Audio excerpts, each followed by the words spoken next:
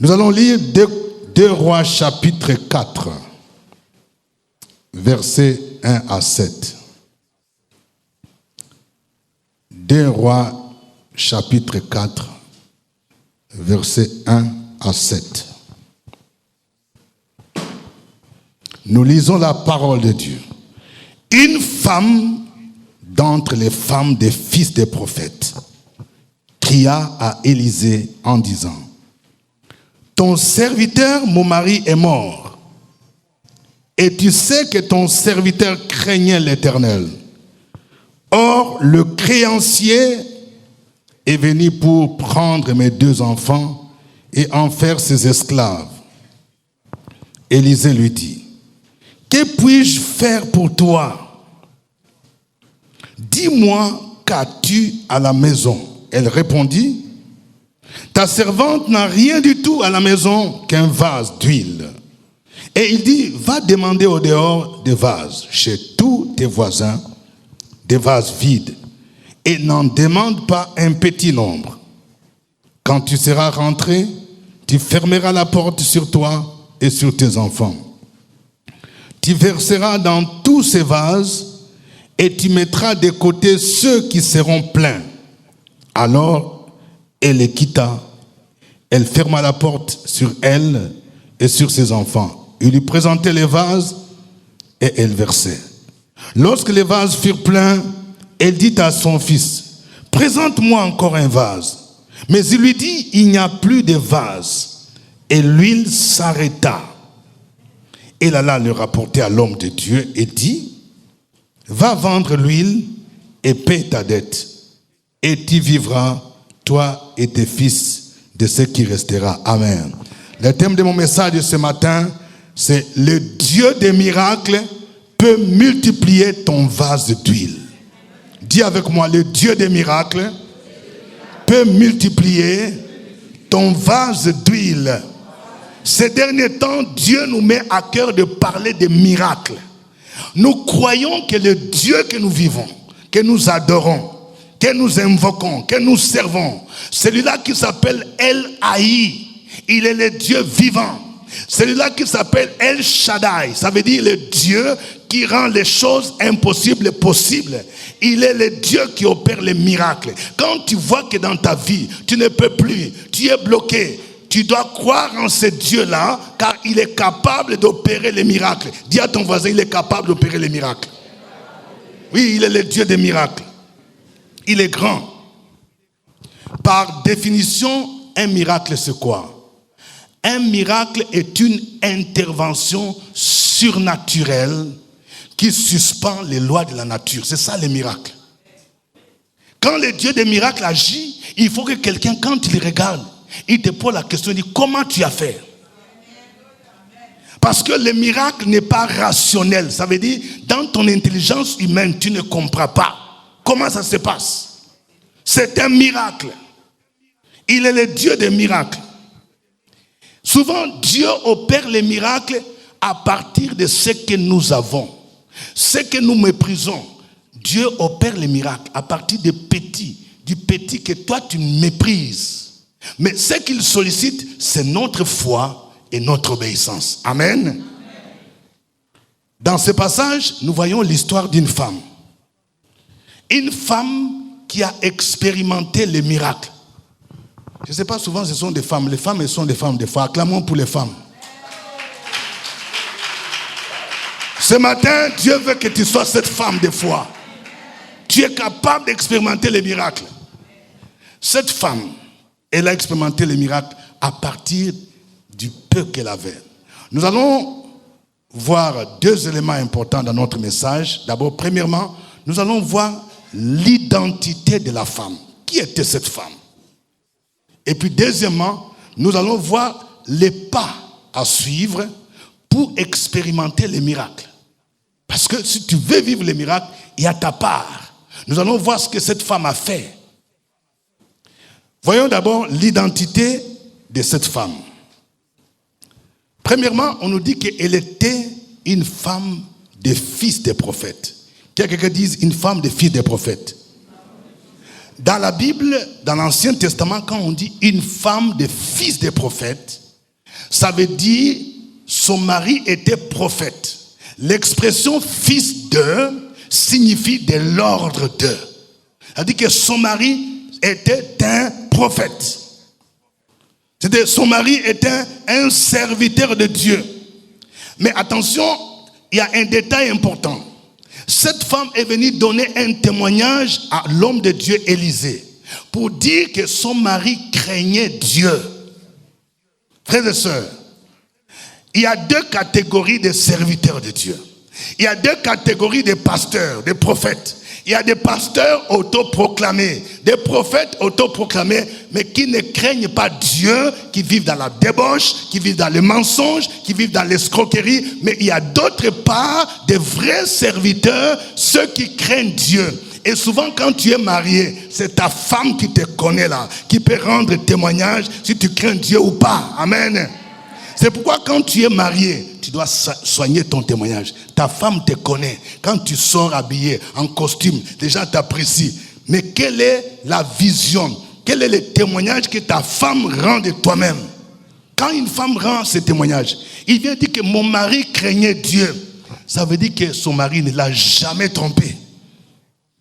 Son mari était toujours fidèle. Quand il avait peut-être l'argent, le salaire tombe là. Un mari qui ne craint pas, il vient, il partage avec sa femme. Il n'a pas de compte qu'il cache quelque part. Parce qu'il craint Dieu. Il dit toujours la vérité. Quand quelqu'un dit qu'il craint Dieu. Vous savez, quand on dit la crainte de Dieu, la Bible nous dit dans Proverbe 8, verset 13, la crainte de l'Éternel, c'est la haine du mal. L'arrogance et l'orgueil, la voix du mal et la bouche perverse, voilà ce que je hais. Quand on dit que tu crains Dieu, il y a des choses que tu ne peux pas faire. Quelqu'un qui craint Dieu ne peut pas tromper son mari, ne peut pas tromper sa femme, comme on le voit aujourd'hui. Quelqu'un qui craint Dieu ne peut pas faire du mal, ne peut pas mentir, parce qu'il hait le péché. Ça, c'était le témoignage que cette femme a rendu de son mari. Deuxièmement, sur l'identité de la femme, elle était une femme veuve. Quelqu'un dit une femme veuve. C'est-à-dire, elle a perdu son mari. Cet homme de Dieu est mort. Mais attention, cet homme de Dieu a laissé une ardoise, c'est-à-dire des dettes. Quelqu'un dit c'est malheureux. Elle est venue voir l'homme de Dieu, le prophète Élisée, pour dire, ton serviteur, mon mari, il craignait Dieu. Mais il m'a laissé dans un problème aux dettes. Plus de 5 millions. Je ne sais pas, je vais faire comment? Je dois payer la dette. J'ai des enfants. Il m'a laissé avec des orphelins. Je ne sais pas comment faire. Frères et sœurs, ce texte, je le dis toujours, doit nous permettre d'être équilibrés. Quelqu'un dit équilibré. Les chrétiens équilibrés entre la vision céleste et la vision terrestre. Il y a des gens parfois qui sont penchés sur la terre, c'est-à-dire la vie chrétienne là, c'est avoir l'argent, c'est se marier, c'est avoir des visas, c'est avoir le concours de K-pop, des aidants. C'est-à-dire qu'ils n'ont que la vision terrestre. On doit avoir l'argent, on doit s'enrichir. Mais il y a aussi d'autres, c'est le ciel. Le ciel, tout ce qu'on a sur la terre là, ça ne sert à rien. Mais il faut l'équilibre. Ça veut dire, j'ai la vision du ciel. La Bible nous dit, je dois chercher premièrement le royaume et la justice de Dieu. Je cherche mon salut, mais en même temps, je dois être équilibré. Quand je suis un mari, je suis un père de famille, je dois savoir nourrir ma famille. J'ai une femme, je dois prendre soin de ma femme. Quand je suis père de famille, je dois me poser la question, à la retraite, comment je vais faire? J'ai une famille. Quand je vais mourir, je vais laisser quoi? Une fois, quand j'ai entendu parler d'un homme de Dieu ici qui était très célèbre, quand il est mort, les gens ont dit que non, mais il n'avait rien. Et pourtant, il parlait beaucoup de milliards. On dit qu'il n'a même pas laissé terrain. Quelqu'un qui dit ce n'est pas normal. Et souvent, c'est dû à beaucoup de choses. Parfois, c'est la mégestion. Il y a quelqu'un, tu as travaillé quelque part pendant 30 ans, 35 ans, 40 ans. On dit que tu meurs. Il n'y a même pas de terrain. Même à Gagnoa, chez toi là, tu n'as rien. Quelqu'un dit, ce n'est pas normal.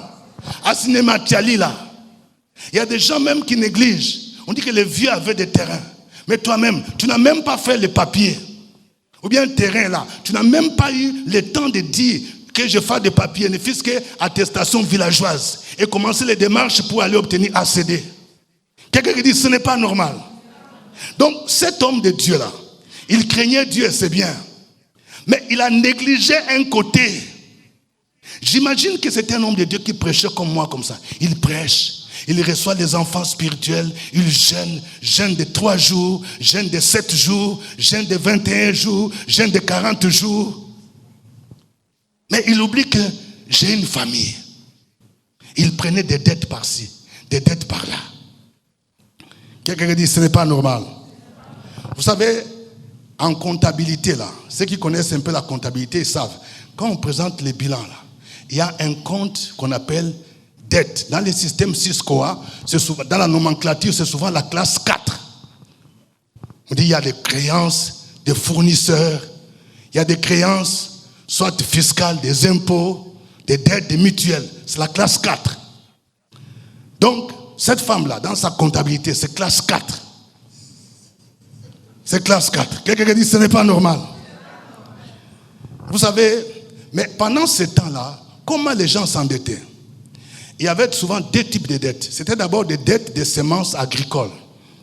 C'est-à-dire, comment ça s'est passé? Quand tu as par exemple un champ et que tes récoltes n'ont pas donné, on allait emprunter chez les voisins, soit des semences, pour encore ensemencer son champ, espérant que dans la prochaine récolte, ça va donner, je vais rembourser. Soit on s'endettait pour prendre un peu d'argent chez les voisins. Il dit, donne-moi un peu d'argent, donne-moi un peu 100 000 francs. À la prochaine récolte, là, je vais te rembourser. Mais si la prochaine récolte n'a pas donné, les dettes s'accumulaient au point où tu pouvais perdre même tes terrains. Il y avait aussi des dettes fiscales. À l'époque, par exemple, sous les régimes de l'Empire perse, l'Empire babylonien, les gens prélevaient beaucoup d'impôts, comme à l'époque de Néhémie. Donc, sûrement, cet homme de Dieu avait soit des dettes fiscales ou bien des dettes de fournisseurs. Et donc, voilà ce qu'elle avait. Alors, bien-aimé dans le Seigneur. 3e élément. La femme dit, les créanciers, c'est-à-dire ceux à qui son mari devait, sont venus pour prendre ses enfants comme esclaves en compensation de la dette. La législation de l'époque le permettait. C'est-à-dire, tu dois à quelqu'un, par exemple, 3 millions. Tu ne peux pas payer. Il dit, ok, je vais prendre tes enfants comme esclaves. Par exemple, je prends tes enfants pendant 3 années. 1 an, ça fait 1 million. 1 an, 1 million. Après donc pendant les 3 années, tes enfants sont mes esclaves. C'était en compensation. Vous pouvez imaginer une pauvre veuve. Elle a perdu son mari. Et puis on vient encore, on cherche à prendre ses enfants comme esclaves. Elle devrait être toute malheureuse. Toute malheureuse. Bien-aimés, je voudrais que nous sachions que les dettes nous plongent dans l'esclavage. C'est pourquoi la Bible nous dit ne devez rien à personne. Il y a des gens qui sont endettés. Les PPTE. Vous savez ce que ça veut dire? Les économistes. PPTE. Pays pauvres et très endettés. Maintenant, il y a des personnes, des PPTE, des personnes très pauvres et extrêmement endettées. Dis à ton voisin, tu ne dois pas être PPTE. Personne très pauvre et puis tu as des dettes. Il y a des gens qui ont des dettes. Même à la cabine là, tu as dette. Tu as dette ici. Il y a des gens qui ne peuvent même plus. Tu as pris dette, je ne sais pas, d'Orange là, de 2000 francs. Ici, tu as pris, donc quelque part là, et donc je ne sais pas, de 1000 francs. Tu ne paies même plus. Et tu as pris mangue là à crédit, dette. Au village même, tu as dette. Il y a même des gens à l'église, tu as dette. Et tu commences, tu dis à honte. Quelqu'un qui dit, ce n'est pas normal. Tu es PPTE. Cette femme était PPTE. C'est pourquoi les économistes, ils ont créé ce qu'on appelle les points d'achèvement des PPTE. Ça, c'est un système. On appelle ça l'esclavage moderne. Vous voyez, les Fonds monétaires internationaux, vous voyez, les PPT, tellement que nos pays africains sont pauvres, extrêmement endettés, ils ont imposé un système. Il dit d'abord, si tu veux qu'on puisse t'aider, on t'impose d'abord des réformes économiques. On dit au gouvernement, voici les réformes, vous devez faire ça, vous devez réduire les salaires, vous devez faire ça. Si vous respectez ça, on vous donne une première aide. Deuxièmement, on vous impose des conditions économiques difficiles. C'est-à-dire, c'est eux qui vous dictent maintenant. Et que si vous respectez ça, vous pouvez obtenir l'annulation, soit partielle, soit totale de vos dettes. On dit que vous êtes arrivé au point de l'achèvement des PPTR. Donc, c'est une forme d'esclavage. Quelqu'un qui dit que ce n'est pas normal. Et les statistiques récentes montrent que la plupart de nos pays africains utilisent 60% de leur budget pour rembourser les dettes. Au lieu d'utiliser l'argent, le budget, pour les soins médicaux, pour la scolarité. Quelqu'un qui dit que ce n'est pas normal. Donc, c'est pour dire que les principes, quand tu es endetté, tu deviens un esclave. Donc, cette femme, elle était dans un problème, PPTR. Alors, c'est ainsi qu'elle est venue voir l'homme de Dieu, Élisée. Elle dit, voici, j'ai un problème. Mon mari est mort. C'est vrai qu'il craignait Dieu. Mais voici, moi je suis PPTR. Je fais comment? Comment pour payer la dette? Comment faire pour que mes enfants ne soient pas pris comme esclaves? Et comment faire pour la survie même? Bon, elle croyait peut-être qu'Élisée va dire, on va faire offrande. Quelqu'un dit, il n'y a pas offrande dans ça. Vous savez, quand des gens viennent voir le pasteur, il y a des gens qui pensent toujours que le pasteur, il faut qu'on me donne l'argent. Élisée n'a pas fait offrande. Quelqu'un disait, l'argent ne se trouve pas dans la poche, mais l'argent se trouve dans la tête. Dis à ton voisin, tu as entendu, non? Quelqu'un dont la mentalité n'est pas transformée. Là. Même quand on te donne 1 million, tu ne vas même pas arriver en décembre. Là. Tout est fini. L'argent ne se trouve pas dans la poche, mais c'est dans la tête. Et surtout quand tu marches avec Dieu, quand tu marches avec Jésus-Christ, les miracles sont possibles. Amen. Nous allons voir maintenant les étapes pour expérimenter les miracles. Comment cette femme a fait pour sortir de son PPTR? Comment cette femme a fait? Elle a expérimenté les miracles. Je suis en train de parler à quelqu'un. Peut-être que, je ne sais pas, tu as un problème pour lequel tu te sens désespéré. Tu es endetté. Tu es sous l'esclavage. Tu es bloqué dans ta vie. On t'a dit que tu ne peux pas te marier. Tu ne peux pas avoir le concours de l'ENA. Tu ne peux pas faire ceci. Le médecin t'a dit que tu ne peux pas guérir. Je suis venu te dire ce matin, il y a un Dieu des miracles, mais il y a des démarches à faire. Amen. Premier élément, première étape. Nous devons considérer notre petit vase. Dis à ton voisin, considère ton petit vase comme le point de contact. Vous voyez, nous parlons de vase. C'est à partir du vase que la femme avait là, que le miracle a été rendu possible. Quand elle est venue voir Élisée, l'homme de Dieu, pour lui parler de son problème, Élisée lui a posé 2 questions. Première question. Que puis-je faire pour toi? Mais avant même qu'elle ne réponde, peut-être la femme allait dire, il faut me donner un peu d'argent. Mais avant même que la femme réponde, Élisée pose la deuxième question, qui était la plus importante. Qu'as-tu à la maison? Dis à ton voisin, qu'as-tu à la maison? C'est-à-dire, tu as quelque chose que peut-être tu minimises. Tu as quelque chose que Dieu t'a donné. C'est ça ton vase.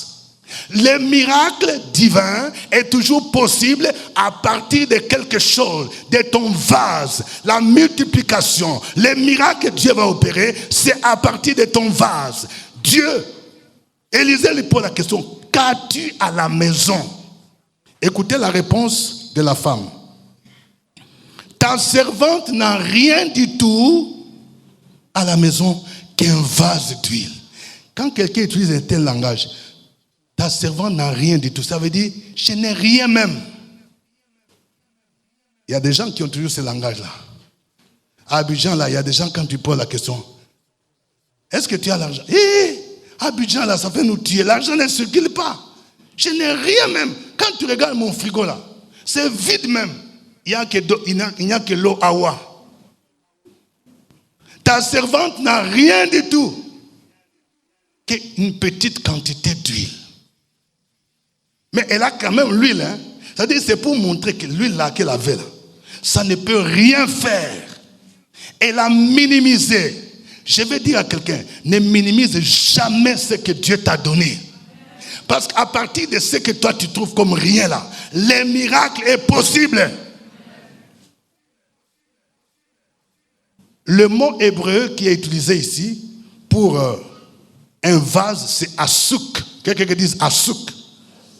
Asouk en hébreu, c'est pour montrer quelque chose d'insignifiant, de rien du tout. Asouk.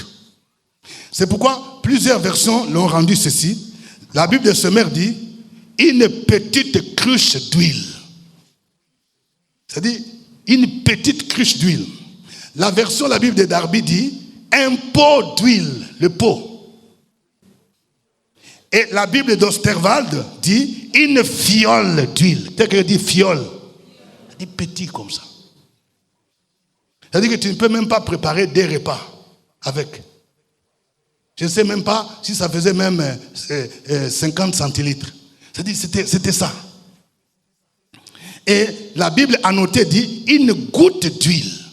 Donc vous voyez, dans la réponse de la femme, on voit que elle minimisait, elle dit, ta servante n'a rien du tout. Une fiole d'huile. Ce n'est rien. Tu ne mets pas de quoi même. Je n'ai rien. Si je te montre ça, c'est petit. Même pour faire omelette là. On va faire seulement omelette et puis c'est fini. C'est rien du tout. Mais j'aimerais que nous sachions qu'à l'époque, l'huile était utilisée aussi bien pour la cuisine, mais il y avait aussi l'huile qui était utilisée pour se parfumer. Donc il y avait de l'huile de qualité. Par exemple, aujourd'hui, nous avons l'huile de colza, l'huile végétale, l'huile d'olive, l'huile, quoi encore? Tournesol, ainsi de suite. Donc, ça dit que cette femme, peut-être que c'était une huile de qualité, de genre huile d'olive. Mais elle méprisait ça. Nous avons chacun des vases que nous négligeons. Frères et sœurs, ne néglige jamais ce que Dieu t'a donné. Dis à ton voisin, ne néglige pas ce que Dieu t'a donné. Voyez, ça c'est important. Et c'est cette mentalité que nous devons changer en Afrique. Regardez comment nos pays africains, nous avons des richesses naturelles, des potentiels. C'est ça notre vase. Mais nous envions l'Europe. Chacun veut aller vivre au Canada, en France. Si je dis aujourd'hui, qui veut avoir visa pour aller en France, là, je ne sais pas, 3/4 de la salle va partir. Je vais aller à Paris, je vais aller au Canada, je vais aller à Londres, parce que nous considérons que ce sont des pays riches. Mais ces richesses, ça vient de nous, pays africains. Nous avons des vases que nous n'exploitons pas. Quelqu'un qui dit, nous devons changer de mentalité. Donc nous sommes comme cette femme-là. Il dit, ta servante n'a rien du tout. En Côte d'Ivoire, on n'a rien du tout même. Moi, j'ai envie de quitter ce pays. Alors que Dieu dit, attends, tu as quelque chose à partir de laquelle je peux te bénir. Quelqu'un qui dit, changement de mentalité. Dieu nous a tout donné. Nous avons des forêts pour cultiver le cacao, les véas, la banane, l'igname, l'anacarde. Nous avons des rivières. Nous avons des lacs. Dernièrement, quand je suis parti à Dabou, j'ai vu la carpe, les poissons d'eau douce. Quand vous allez vers Mal, vers Guessabo, vous allez voir du bon poisson. Quelqu'un dit du bon poisson. Nous avons tout ça. Nous avons des minéraux. De plus en plus, on parle des minéraux rares. De l'or, du cuivre, du cobalt, du nickel, de l'uranium, du coltan. Tout ça, la plupart de nos pays africains en ont. Ce sont des vases. Mais nous ne les exploitons pas. Nous avons même en Côte d'Ivoire la tchéké. Quelqu'un dit la tchéké. Je ne sais pas, vous les mamans, vous connaissez ce que c'est la tchéké, vous? La tchéké a été, on dit, l'UNESCO a pris la tchéké comme, on appelle ça quoi? Comme des patrimoines de l'UNESCO. Quand l'UNESCO prend quelque chose comme patrimoine, ça donne la notoriété au niveau du pays, ça attire beaucoup de touristes, mais ça devient un produit de marque. C'est-à-dire que quand toi tu vas à Tchéké, là, que tu négliges, tu peux envoyer à Tchéké, en France, aux États-Unis. La Tchéké devient prisée parce que déjà la communauté internationale a fait la publicité de la Tchéké. Et toi tu es là avec la Tchéké, tu dis, je n'ai pas d'argent. Quelqu'un qui dit, ce n'est pas normal. Il y a la Tchéké. Dis à ton voisin, il y a la Tchéké. Dis à ton voisin, il y a l'argent dans le Tchéké. Mais toi, tu cherches l'argent où? Tu cherches l'argent dans le concours de police, concours de l'ENA, concours de CAFOC. Dis-lui, il y a l'argent dans le Tchéké. C'est le vase. Tu dis, moi, je n'ai rien du tout. Je n'ai qu'un petit sachet dans le Tchéké. Tu négliges ça? Vous savez, la Coupe du Monde qu'on vient de passer là, ça doit nous interpréter. Vous avez constaté quelque chose? Les champions du monde, c'est qui? L'Espagne. Mais qui sont les joueurs qui sont en vie? Lamine Yamal. Mais Lamine Yamal, il est d'origine africaine. Son papa est marocain, sa maman est équato-guinéenne. Maintenant, c'est l'Espagne qui a pris Lamine Yamal.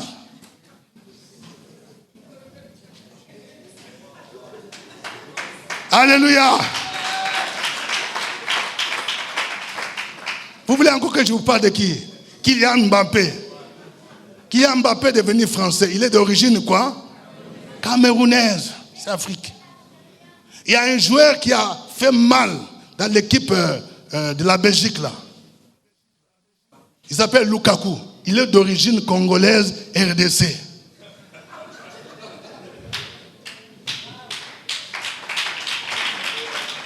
Donc, ce sont des vases, c'est-à-dire des richesses africaines, des ressources humaines que nous-mêmes on néglige. Est-ce que vous savez qu'il y a quelques semaines là, Didier Drogba a été nommé par la présidente de la Tanzanie comme ambassadeur de la Tanzanie, pas de la Côte d'Ivoire, hein, ambassadeur de la Tanzanie auprès de la CAN pour organiser CAN qui arrive là, c'est 2027. C'est-à-dire, lui, il est ambassadeur de la Tanzanie. Et quand il est entré donc, dans le bureau du Parlement, on dit tous les parlements tanzaniens, là, ovationné. Les gens se lèvent quand Didier Drogba entre. Quelqu'un dit waouh.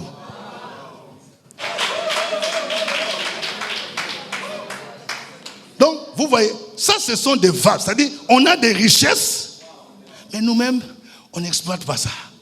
C'est comme cette femme. Je n'ai qu'un petit vase, mais c'est une richesse.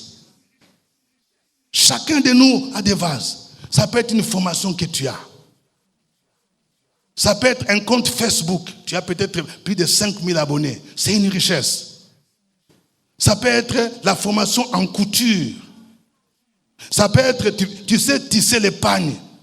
Kita. Ça peut être le permis de conduire. Combien ont permis de conduire ici? Tu as permis de conduire, c'est-à-dire on t'autorise de conduire, mais tu ne conduis jamais.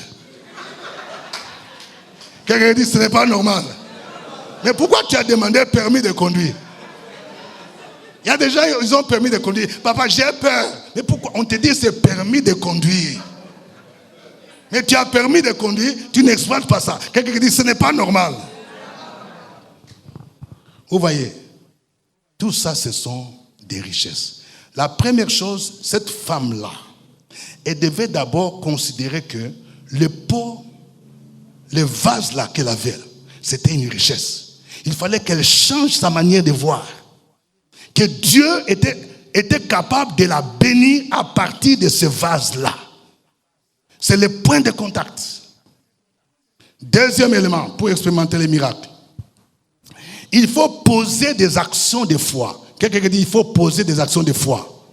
C'est-à-dire, la foi, c'est quoi? Le miracle intervient quand je crois Pour nous les chrétiens, nous croyons en Jésus-Christ comme Seigneur et Sauveur. Ça doit commencer par là. La Bible déclare, si tu confesses de ta bouche Jésus comme Seigneur et Sauveur, et si tu crois en ton cœur que Dieu l'a ressuscité des morts, tu seras sauvé. C'est d'abord le premier pas. Je crois en Jésus. Je crois que Jésus est mort sur la croix. Je crois qu'il était enseveli. Le troisième jour, il est ressuscité. Il est vivant. Mais la foi, maintenant, c'est la confiance. Quand je dis que j'ai la foi, je dois poser des actions de foi. Dis à ton voisin, il faut poser des actions de foi. C'est-à-dire que j'ai le vase avec moi. Maintenant, il faut savoir qu'est-ce que je vais faire. Écoutez ce que Élisée a dit à cette femme. Premièrement, il dit, va demander des vases vides à tes voisins. Et n'en demande pas un petit nombre. Il dit, va demander. Il lui montre le chemin. Hein, à partir de ces vases-là, voilà ce que je te demande. 1. Va demander des vases vides à tes voisins. Et il dit, ne demande pas un petit nombre. Pourquoi il a dit ça? La foi est fonction, Dieu nous bénit en fonction de notre foi. Souvent, Jésus disait, qu'il te soit fait selon. Il y a des gens à Abidjan qui ont la foi d'avoir autre. Dieu va te dire, amour, c'est autre que tu veux, qu'il te soit fait selon. Il y a des gens qui ont la foi pour avoir vélo. Ils disent, Abidjan, transport est difficile. Moi, je veux vélo. Dieu dit, ok, c'est vélo que tu veux, je te donne. Il y a des gens qui ont la foi pour avoir moto. C'est moto. Il y a des gens qui ont la foi pour avoir voiture d'occasion là, qui va t'envoyer chaque semaine chez le mécanicien. Mais il y a aussi les gens qui ont la foi pour avoir une voiture neuve. Et le Seigneur te dit, qu'il te soit fait selon ta foi. Alléluia. Il dit, ne demande pas un petit nombre. Ça veut dire quoi? Cette femme-là, si elle allait demander 500 vases vides, Dieu allait opérer les miracles.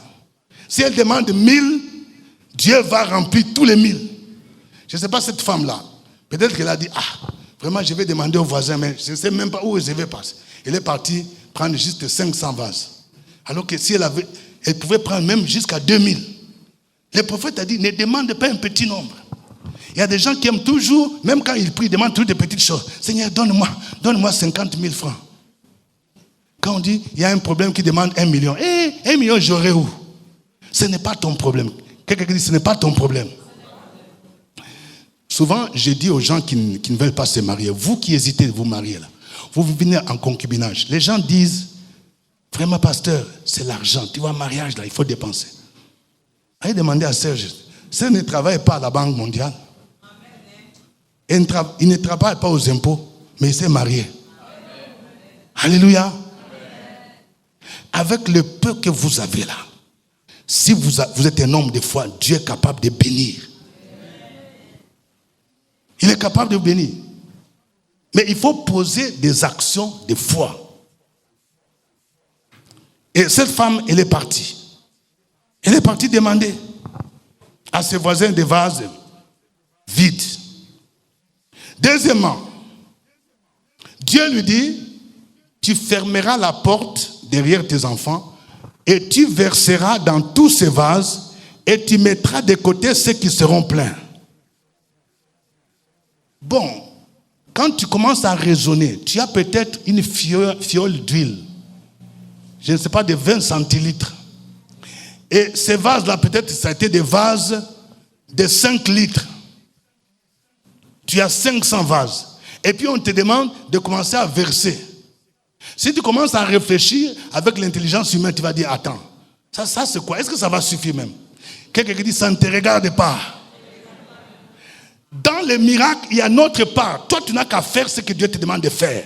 Tu fais ta part et tu crois que Dieu va faire sa part. Alléluia. Donc, tu dois être toi-même actif. Et Dieu va faire le reste. C'est quand cette femme a cru et elle a obéi. Parce que la foi et l'obéissance vont ensemble. L'homme de Dieu lui dit, voilà ce qu'il faut faire. Il y a des gens, quand tu viens voir les pasteurs, je te donne les conseils, tu ne mets pas en pratique. Après, tu viens 1 mois, 2 mois encore. Pasteur, ça ne va pas. Est-ce que tu as fait ce qu'on t'a demandé de faire? Dis à ton voisin, fais ce que l'homme de Dieu te demande de faire. Donc, il a obéi. La foi, parfois, c'est comme si tu prenais un risque. Tu crois. La Bible nous dit que la foi vient de ce qu'on entend, et ce qu'on entend vient de la parole de Dieu. La parole que l'homme de Dieu a libérée, ça venait de Dieu. La foi vient de ce qu'on entend. Mais il y a des gens, quand on t'a donné un conseil de la part de l'homme de Dieu, tu vas écouter encore ton voisin, ta voisine, et va te dire le contraire, qui n'est même pas basé sur la parole de Dieu. La Bible dit, heureux l'homme qui ne marche pas selon les conseils des méchants, qui ne s'arrête pas sur la voie des pécheurs et qui ne s'assied pas en compagnie des moqueurs. La plupart ne réussissent pas parce que vous êtes mal entourés. Il faut changer l'environnement. Dis à ton voisin, change ton environnement. Tu es entouré de gens. Quand tu es entouré de PD, toi-même tu seras PD. Quand tu es entouré de gens qui trompent leurs femmes, tu seras toi-même de la même manière. Quand tu es entouré de gens qui ont échoué, tu t'entoures des gens qui ont échoué. Quelqu'un va te dire, oui, moi je vais te montrer comment on peut avoir un marché pour avoir des terrains. Il faut lui demander, tu as combien de terrains toi-même? Lui-même il a échoué. Qu'est-ce qu'il va te donner? Échec. L'échec est contagieux. Il faut changer de logiciel. Quelqu'un qui dit, change de logiciel. Il y a des gens, quand tu les côtoies, tu les as côtoyés depuis le temps de Robert Guéhi. Tu vois que ta vie n'a pas changé. Change d'environnement. Et tu verras que les choses vont marcher.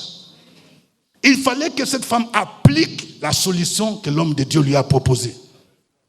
Il dit, il faut verser l'huile. Et cette femme a fait exactement. Elle n'a pas cherché à calculer. Il dit, bon, ok, comme c'est un homme de Dieu, voilà. Elle est partie demander. Peut-être que d'autres personnes allaient lui dire, tu as demandé des vases vides. Et les gens vont te critiquer d'un. Il veut dire, la femme là est finie. Quelqu'un dit, je m'en fous.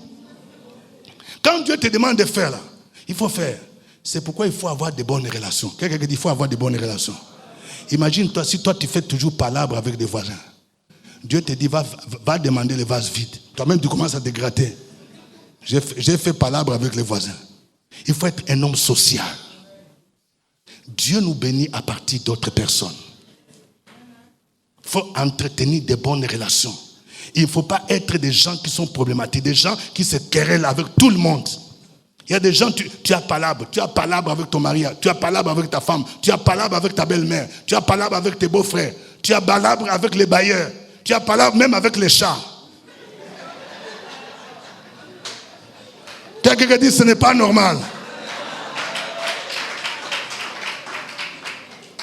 Si cette femme n'entretenait pas de bonnes relations, elle ne pouvait pas aller demander. Est-ce que c'était toi? Est-ce que tu peux même demander vase? Tu ne te parles même pas avec les voisins. À peine même vous vous dites bonjour. Il y a quoi? Quelqu'un dit il y a quoi? Donc vous voyez, cette femme, elle a obéi. Et puis, qu'est-ce qui s'est passé? La Bible nous dit que quand elle a commencé à verser l'huile, elle mettait de côté les vases qui étaient pleins. Et c'est quand tous les vases étaient remplis d'huile que maintenant, elle demande à ses enfants, apportez encore des vases. Les enfants disent que non, il n'y a plus de vases. Et en même temps, l'huile s'arrêta. Vous voyez les miracles? C'est-à-dire que c'est en fonction du nombre de vases, en fonction de sa foi. La Bible nous dit qu'il te soit fait selon ta foi. Il faut remplir des vases. La quantité d'huile là qui se trouve chez Dieu là ne va jamais. La multiplication est possible. La Bible dit les bontés de l'Éternel ne sont pas épuisées. Ses compassions ne sont pas à leur terme. Elles se renouvellent chaque matin. Il y a une autre femme qui a fait ça. C'est la veuve de Sarepta. Dans la Bible, les femmes veuves sont des femmes de foi. Quelqu'un qui dit la veuve de Sarepta. Vous trouvez l'histoire dans 1 Roi chapitre 17. Dans cette veuve-là, la Bible nous dit que elle n'avait une petite quantité, une poignée de farine dans un pot et un peu d'huile. Si elle préparait seulement un seul gâteau, et puis c'était fini. Mais l'homme de Dieu, Élie, est venu pour lui dire, prépare-moi d'abord un gâteau avec cette quantité. Ainsi parle l'Éternel. Ainsi parle l'Éternel, le Dieu d'Israël. La farine qui est dans le pot ne manquera point, et l'huile qui est dans la cruche ne diminuera point jusqu'à ce qu'au jour où l'Éternel fera tomber de la pluie sur la face du sol. Parfois, la foi, c'est apprendre même à donner une offrande, le peu que tu as là. C'est aussi ça la foi. Il ne restait que quelque chose.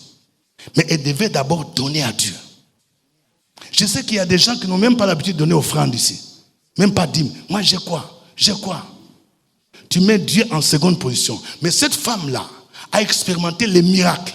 Elle a cru à ce que l'homme de Dieu lui a dit. Il dit, prépare-moi d'abord. Quelqu'un qui dit Dieu d'abord. Mais il y a des gens qui commencent d'abord par payer facture de saut d'ici. Il y a une dame qui me disait, ah papa, vraiment, Dieu quand nous comprend. L'argent là, ça ne suffit pas. Parce que quand l'argent vient, on prend, on paye le loyer. Et puis on paye facture. Saut d'ici, CIE.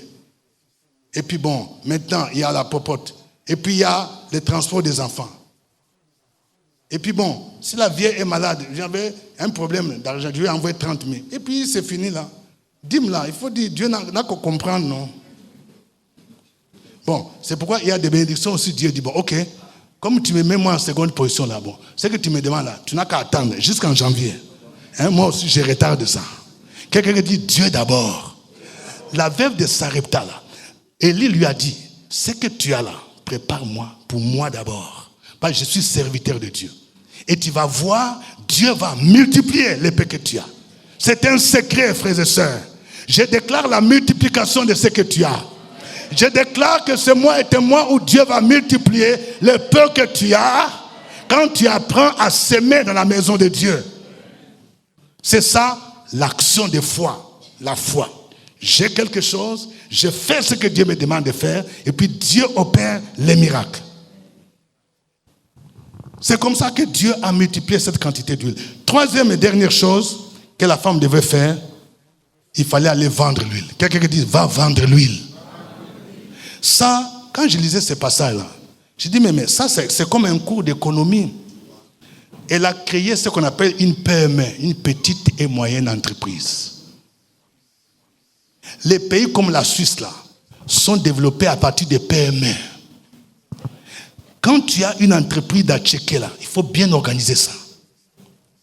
Souvent, dans une entreprise, il y a souvent 3 fonctions. Il y a la fonction administrative, c'est-à-dire tu dois savoir comment gérer. C'est pourquoi il faut connaître un peu des notions d'administration.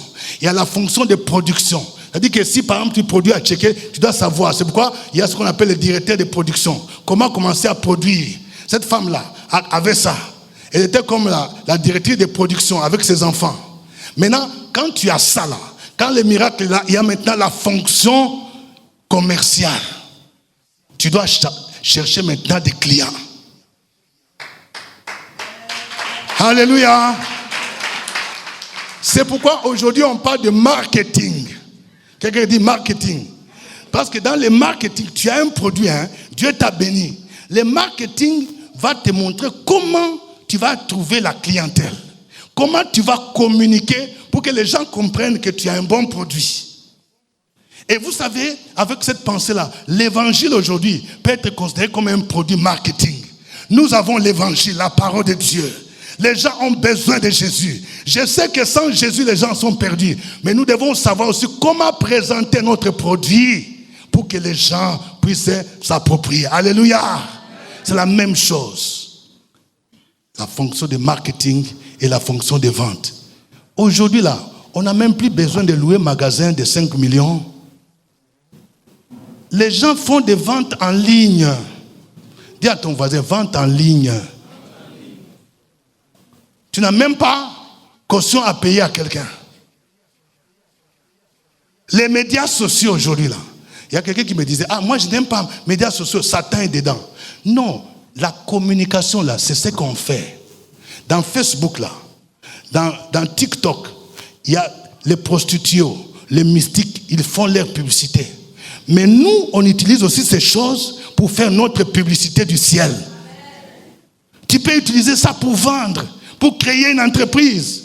Amazon, qui a plus de 100 000 personnes, ça, c'est à partir des médias sociaux. Vous qui cherchez concours, c'est ça aussi les vases. Tu peux, quand tu as des produits, Dieu t'a béni, tu peux vendre. Allez demander à Dieu de donner Kofi, il va vous montrer quelque chose.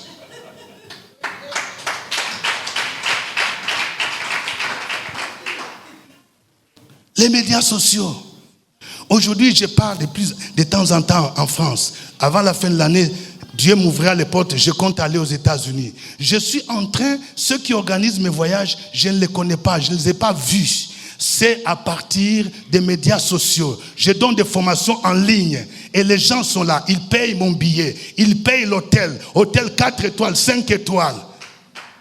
Donc nous exploitons ces choses pour le royaume de Dieu. À checker que tu vends, pas Nekita que tu vends là. Mais tu peux chercher leur clientèle. Élisée dit, va vendre l'huile. Ce n'est pas charnel. Peut-être la femme du pasteur. Vous savez, même pour les serviteurs de Dieu, il y a des gens qui ont des mentalités archaïques. Peut-être, il y a des gens qui disent que non, pasteur là, l'affaire de vendre là, non, il faut seulement par la foi. Cette femme-là, elle n'a jamais su comment vendre. Mais Élisée dit, bon, il faut apprendre à vendre. Ce n'est pas tout qui est résolu par l'offrande. Il faut chercher à faire l'argent. Il dit, va vendre. Dis à ton voisin, va vendre l'huile. Va vendre à Tchéké. Va vendre Bazin. Va vendre anacarde. Anacarde que vous négligez là. Allez en Afrique centrale là. Petite bouteille d'anacarde que vous achetez là, je ne sais pas, 1000, 1500. Au Congo RDC, ça fait $20. $20, à peu près 12 000 francs. Donc tu peux faire ton commerce dans ça. Tu prends 1 million, même 1,5 million, tu payes billet, ce n'est pas 400 000. Tu fais des trucs anacarde, tu vas là-bas. Tu fais publicité en ligne. Tu vas revenir ici avec au moins 3 millions. Dis à ton voisin, va vendre l'huile. Frères et sœurs, les miracles commencent par ce que nous avons. Dieu ne bénit pas les paresseux. Tu dois faire ta part. Et tu dois marcher par la foi. Ma prière est que, aujourd'hui là, le Seigneur fasse sortir ceux qui sont de la précarité. Vous savez, dans la richesse, il y a 3 niveaux. Il y a ceux qui sont dans la précarité. C'est le premier niveau. Quand tu es dans la précarité, ça dit que tu es toujours là. Tu n'as même pas de quoi manger. Ça, c'est la précarité. Cette femme était là. Mais quand tu sens la précarité, tu entres dans le deuxième niveau. Deuxième niveau, c'est que tu as l'argent pour payer ton loyer, pour manger, pour subvenir à tes besoins. Mais tu ne dois pas te limiter là. Il faut passer au 3e niveau où tu peux maintenant épargner, où tu peux maintenant être une source de bénédiction. Donc il faut changer de mentalité.